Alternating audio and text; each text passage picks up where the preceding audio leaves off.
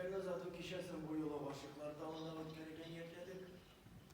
Çünkü siz bugün ilgilikli yıllarına tereydim. Dağın hakkında başlıklar dağında vakte biresiz. Bizning burungi nesildeşlerimiz antlarına doğruluğu saklap suygan yarıların, tuğanların kütkende 500 il yigitlimine şuşu tağda sığışqa satqanlar. Şularının 500'ü Qaharmancha yav qırında yatıp qaldı.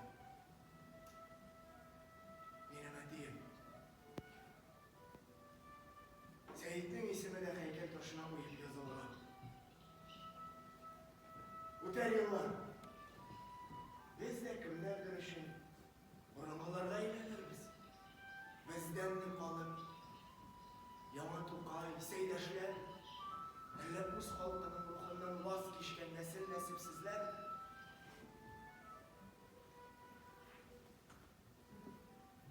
bugün sizin aşıklar dağında kurgeç ümit uyana. Hayırlı yıl sizin.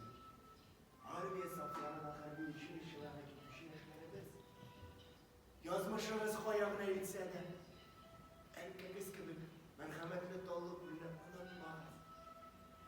Ana yaşardırga, girip üst haline koytarırga yardım ederiz. Yardım eder işler. Ayında kişimizde şarmaya başlamış veremiz.